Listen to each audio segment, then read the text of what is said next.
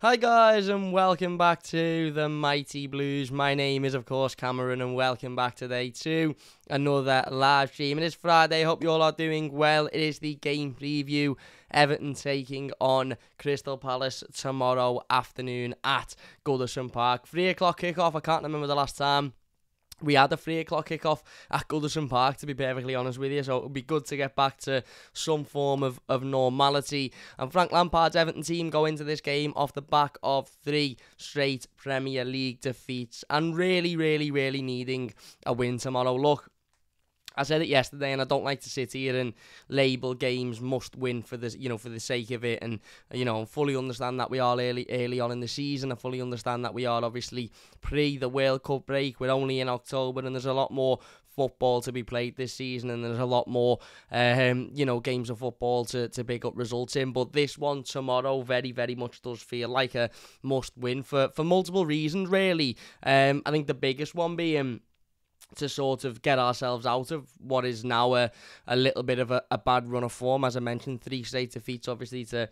Manchester United, Tottenham, and then Newcastle, obviously, most recently. And the 2 prior to the Newcastle, game were defeats that, we were disappointed with and we were a little bit upset with, but we were understanding that they were coming up against, good teams with good quality players in there, and we had opportunities in those games to, maybe take the game away from the way in which it went, and we didn't take them, and that is what it is. But the one against Newcastle on Wednesday night was really disappointing for me. As I said in the game review yesterday in the instant match reaction, there's a difference between Everton not having an awful lot of quality in their team and not being able to muster up, any real opportunities or any chances at goal, and not be able to create opportunities to score goals, but still working hard and battling and fighting and, at least showing that effort and that desire to at least attempt to try and make something happen. There's a difference between that and Everton effectively just accepting defeat for the last half an hour of a game of football, and that was what I felt Wednesday was. The result against Manchester United and Tottenham, as I mentioned before, were disappointing, but you always felt like, it wasn't through a lack of effort, it wasn't through a lack of desire, it wasn't through a lack of commitment, it was just through a lack of quality. Whereas Wednesday night felt like it was through a lack of quality, but also desire and commitment. It didn't really seem like those players were particularly interested in getting anything out of that game. So that puts an awful lot of pressure on tomorrow's performance now. And who'd have thought we'd be sitting here talking about a home game in the Premier League against Crystal Palace being a must-win? The last time we had one of these conversations, we all know what happened, and obviously very different circumstances to that game at Goodison Park last season. And it's very easy when thinking about this fixture to think about that game, because it was the last time we played Crystal Palace. It was the last time we played Crystal Palace at Goodison, and obviously it was it was a very special night. Frank was asked about it in his pre-game press conference today, and he spoke about it being one of the best nights of his life and this, that and the other. But I think it's important that we don't think too much about that game going into tomorrow, because that was last season. We were under very different circumstances, in a very different situation to the one that we are in now. And whilst both of these games you could look at and argue were must-wins, that one last season was certainly more of a must-win than what this one is tomorrow. This one is a must-win tomorrow for me, because, as I said, of the bad run of form that we've been on, it's a home game. And, when you go into a Premier League season and when the fixtures get released in the summer, and you have a little look at the fixtures, and you always sort of go through them, don't you, and think about, the months and what months are going to be difficult and what months are going to be a little bit easier and where you're going to pick up points. And I mean absolutely no disrespect by saying this, but I think the majority of Evertonians would look at Crystal Palace at home every single season and think it should be 3 points. And, given that we've just lost 3 on the bounce, I don't think anything other than a win tomorrow would be, a particularly great result. Don't get me wrong, it wouldn't be the end of the world, whatever the result, but I think in order to relieve a little bit of the pressure and relieve a little bit of the anxiety. I think we could do with bouncing back in this game. And look, maybe at the end of the season we'll be sitting there thinking, well, yeah, we were in a bad run of form, but we lost to a Newcastle team who were, sort of full of confidence and, a team with a number of good players in there. We lost to a Tottenham team who've got, a great squad, and we lost to a Manchester United team with a couple of superstars in there as well. But then we bounced back against Palace and etc, etc, etc. Maybe this, that run of 3 games will be a moot point towards the end of the season, but in order for it to be a moot point, we need to bounce back, and for me, this is the perfect opportunity to do that. I believe it's our last 3 o'clock game, 3 o'clock kickoff at Goodison until Boxing Day as well, so obviously our last one before the break for the World Cup. So yeah, for me, this is one Everton absolutely should be targeting for 3 points. However, I think if we are to get 3 points in this one, something has to change. I've put it as the title of this live stream: Frank must make changes for must-win game, and I just don't think we can go at it with the same system as we have the last 3 games. Palace are a decent side. Palace are a decent side with some, good players in there. Currently sitting 11th in the Premier League. They've played 1 less game than Everton.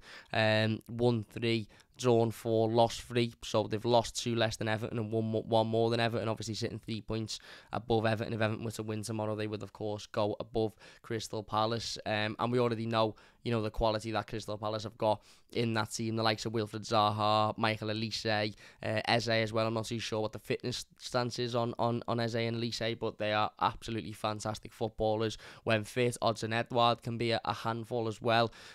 Check the Corre in the midfield. Obviously they've got Mark Gay, who I believe that's how you pronounce his name, because I watched a video of Crystal Palace players pronouncing their names. He obviously has been a bit of a revelation this season for them, breaking into that England squad, and even a player that is on the lips of many when talking about a potential World Cup place. So, Crystal Palace have got a decent athletic side, a side full of players that can certainly hurt teams. And, obviously, whilst we can sit here all we like and think about that 3-2 win at Goodison Park last season and how much that meant to us and how great that was, let's not forget that we played Crystal Palace twice, 3 times last season, 2 more times than that game. We lost 4-0 in the FA Cup, and they absolutely ran rings around us at Selhurst Park, and I believe we lost at Selhurst Park in the Premier League as well. So they're not an easy team by any sense of the imagination, and they were 2-0 up in that game, by the way, at Goodison Park. That's another thing we can't forget. It's not like we turned up and absolutely wiped the floor with them. They were 2-0 up.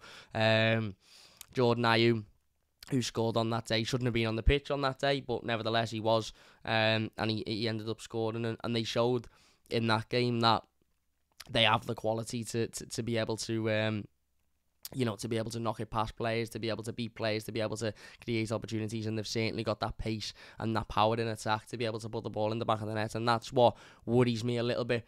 When you look at the performances of Vitaly Mykolenko and Seamus Coleman on Wednesday, I can't even bear to think what, Wilfred Zaha or Eze or Elise could do to them tomorrow. Personally, for me, I wouldn't have Seamus Coleman anywhere near the starting 11 tomorrow. And Vitaly Mykolenko would be lucky to get to keep his place as well, although I think he will keep his place.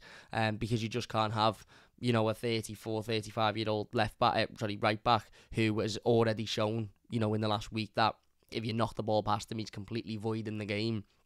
Coming up against, a couple of the Premier League's fastest wingers and players with pace and power and ability. So Frank needs to make changes tomorrow. I would be surprised if he changes the midfield 3, but I would welcome it. I really, really would welcome it. I think, we all sit here and have spoken over the last week about James Garner and, when he's going to get his opportunity, when he's going to get his start, when he's going to get his chance to break into this team and, show us something that we haven't seen already. And, okay, when we were 7 unbeaten and when we'd won 2 on the bounce, we were all sitting here saying, well, there's no rush to put him in. We're winning games of football. We're doing well. We're not conceding goals. He will get his opportunity when it comes. Now, we've lost 3 on the bounce. We're not in very good form. If James Garner's ever going to break into this Everton team, you'd think it'd be a game like tomorrow where he'd get that opportunity to. And then that leaves the question then, well, does that mean that we replace one of the current midfield 3 and do a like for like, or we completely change the formation? Now, the formation conversation is difficult, because I don't want to see Everton go back to a back five. I really, really don't. I don't think we've got a single fullback. Maybe Ruben Vinagre, but again, he's unproven in an Everton shirt. But certainly not Vitaly Mykolenko or Seamus Coleman. Neither of them are capable of doing anything going forward. Neither of them are capable of doing anything going forward. So there's absolutely no point having a back five with wing backs if your wing backs have got no attacking threat whatsoever. But that would maybe be the only other way to change the system in order to get somebody like James Garner in there. Or, I don't know, maybe a 4-4-2 and take one of the midfielders out and have, I don't know, have Mopé and Calvert-Lewin up front together. I'm not really sure.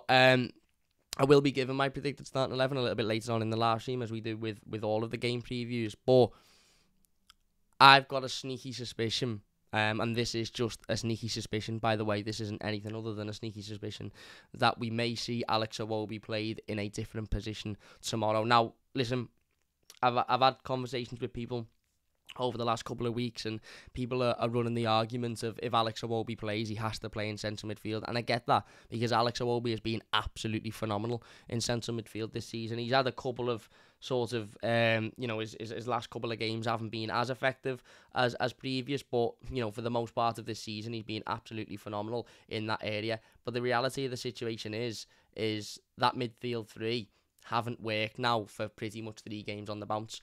Okay, maybe you could take the Tottenham game out of the equation, because, again, we were, we had a couple of chances to go ahead. We missed them, and they ended up making us pay for that. But certainly Newcastle and Manchester United, that midfield three just simply didn't work. Now, you add that to the fact that Everton haven't got a single in-form winger at the moment. Anthony Gordon's form is on its arse, Damari Gray's form is on its arse, and Dwight McNeil's form is non-existent. Then I wouldn't be surprised if we saw Alex Iwobi played as a winger tomorrow, just for a one-off game, not put him back as a winger forever, not completely change his position, but just for him to maybe go over there and try and offer us something. Because at the moment, I don't think anybody could disagree that Alex Iwobi is the most creative player in this team. And you might sit there and say, well, he's not even that creative, Cam. That's beyond the point. We already know this team is criminally lacking creativity and criminally lacking players that can, make chances and create opportunities for the forwards and the attackers. The only real creator in this side at the moment is Alex Iwobi. He's got a couple of assists already this season. When he's got the ball and he's moving forward, he constantly looks dangerous. Now, if Alex Iwobi's if Alex Iwobi's position is as a midfielder, and he's doing a lot of his work defending and running around and picking the ball up, and he's not doing enough of the work going forward, then maybe you need to utilise him in a different position.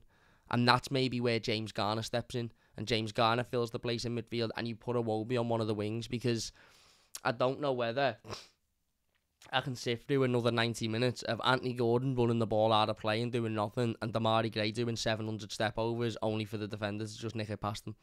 I don't think I can watch it again. Every one of our wingers has been atrocious for the last 3-4 weeks. Every single one of them. I don't think anybody could disagree with that. So there is definitely an argument there that you would put the most creative player on the wing, the right wing, considering he can play there. He's played there before. Okay, it mightn't be ideal, and he's definitely better as a centre midfielder. But if he can go out there and create a chance for Dominic Calvert-Lewin or for Neil Mopé, then he'll be doing more than what the other wingers have done. I don't necessarily think Frank will do that.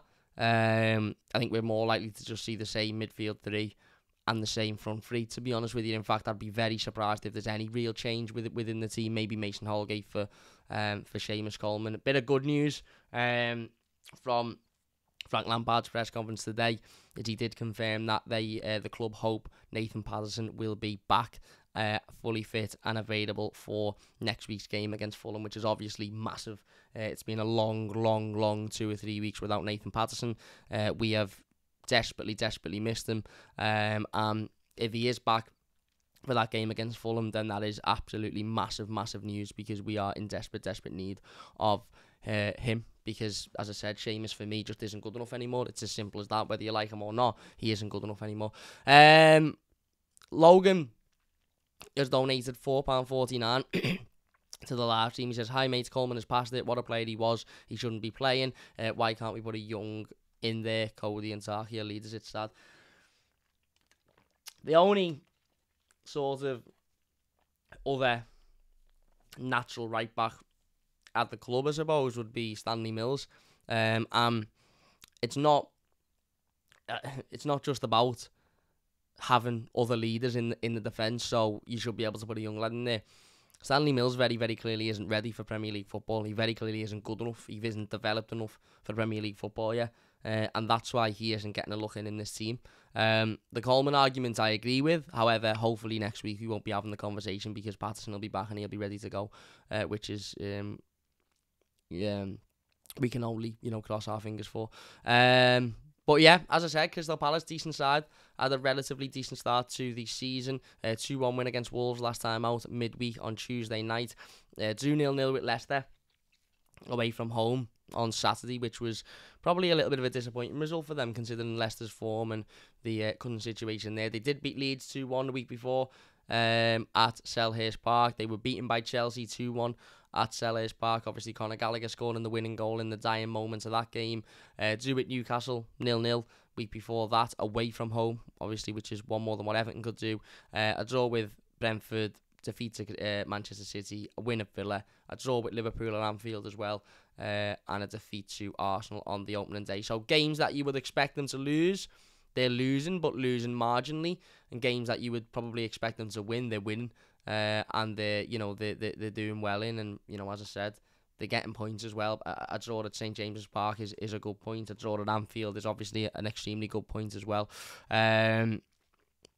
So this will by no means be an easy game of football, and it will be by no means be a walk in the park for Everton. One thing the players can't do is think, well, this was easy last season alone because the fans were on our side and this, that and the other and whatever else. We haven't got Richarlison. We had him and he was a massive part to playing that game. And obviously there's not the incentive of Everton, going down if we don't win this game. So the players have got to take the responsibility tomorrow. And ultimately we've got to win this game. We've got to win this game. For me, there's no if, ands or buts. Patrick Vieira, as I said, is doing a decent job at Palace. Slowly but surely, they're becoming more solid. They're becoming a lot better. They're becoming more of an attacking threat. They look more solid. As I said, they're threatening teams a lot more. But it's down to Frank Lampard and these players to go out there and to win this game of football. A game of football that Everton absolutely should be winning, by the way. Absolutely should be winning. And as I said, that's no disrespect to Crystal Palace. And Crystal Palace fans would say, well, how do you see that? Because we're in a better position than you, and we've had better form than you, etc., etc. And I agree. I agree with all of that. Crystal Palace at the moment are in a much better position than what Everton are.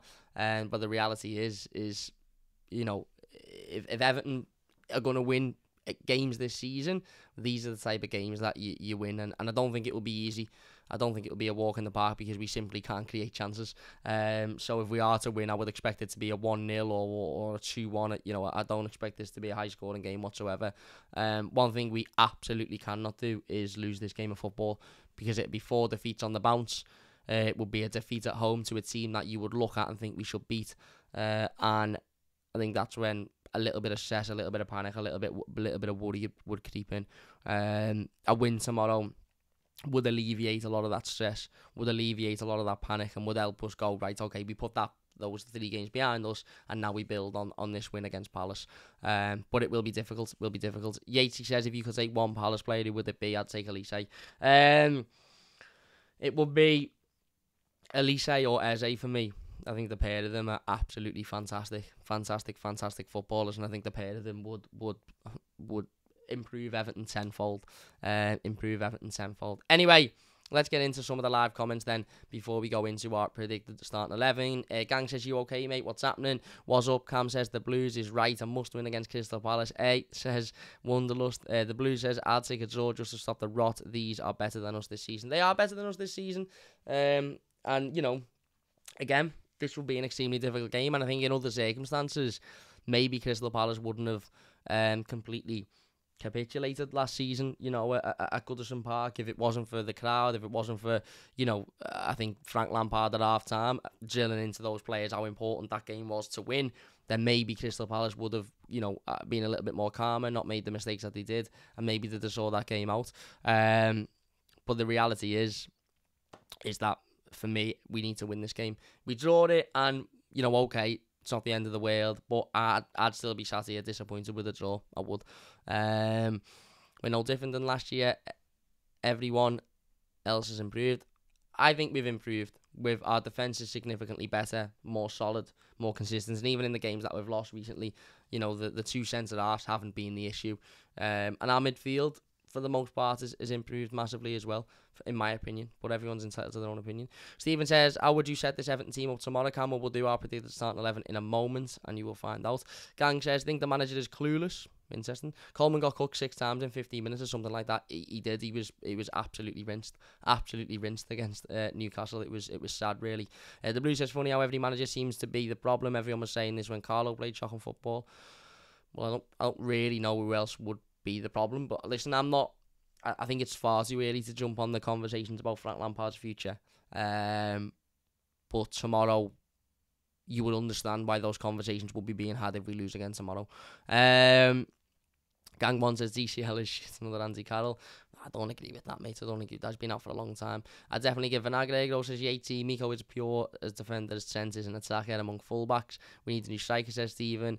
And Wundle says, great time to do some kind of highlight of the season strike at hilariously inopportune time. Yeah. Would you bring Dean back, says Leavivid? No, it's too old now, and that ship sailed. That ship has absolutely sailed. Anyway, let's get into our predicted starting 11s then ahead of this game. As I said, I think Frank will have to make changes. I think Frank will have to freshen it up a little bit, and I think Frank will have to try something different because what he's tried over the last couple of games simply hasn't worked. In goal, I'm going for Jordan Pickford. Didn't have a lot to do against Newcastle. Didn't have a lot to do at all. Could he have done better for the goal? Maybe, possibly. Again,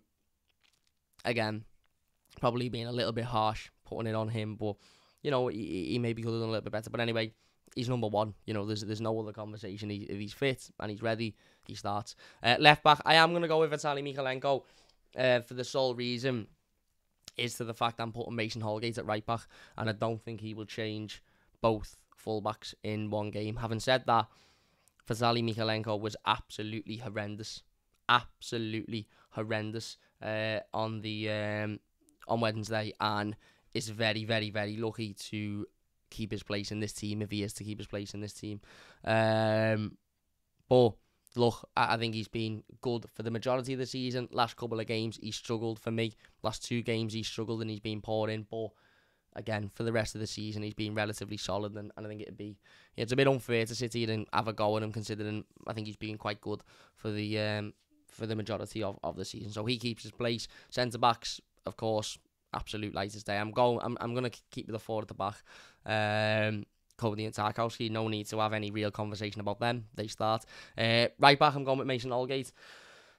I just think having Seamus Coleman in there against Palace wingers and Palace attackers with pace and with ability to comfortably knock the ball past them and run round them, I think it's just a recipe for disaster.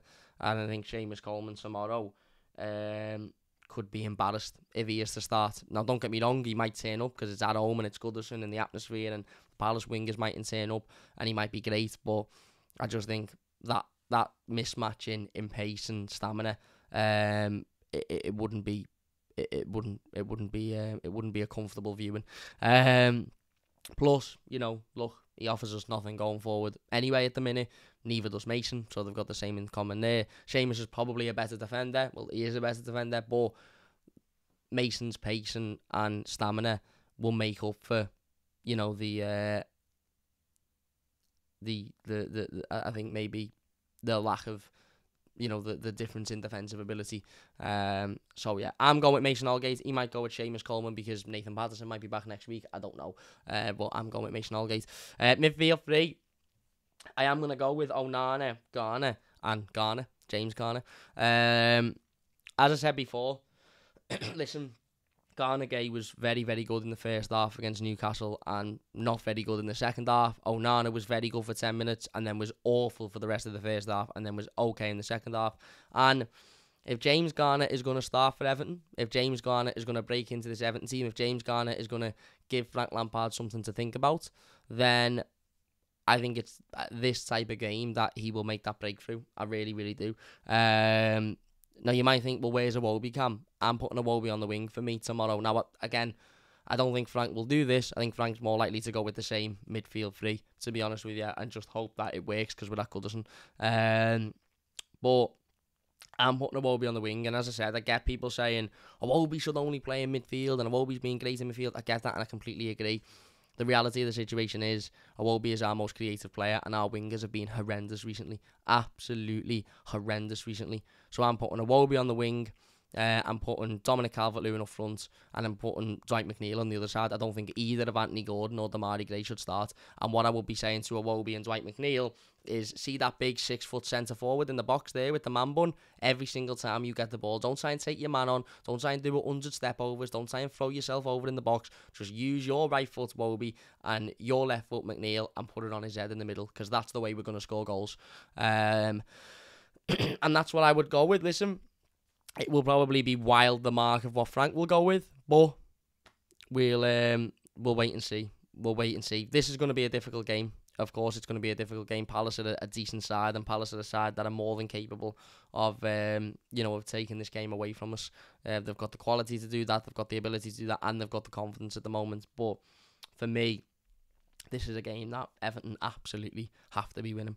Everton absolutely have to be winning. Anyway, look, we are going to leave it there. Short one today, but I am going to the Toffee TV premiere night, so I've literally got to go and jump in the shower, get a shave, wash my hair, and get ready to dart. If you have enjoyed this one, please do leave a like. Massive thank you to everybody for watching in the live comments. I really, really do appreciate it. We will be back tomorrow afternoon with the player ratings and the instant match reaction, so don't forget to look out for those. And obviously, we'll be back later in the week with the game review. But instant match reaction, player ratings tomorrow after the game, so join us for them. If you're watching the YouTube video, leave your thoughts down below, and we'll get involved with as many of them as we possibly can as well. Massive thank you all for watching.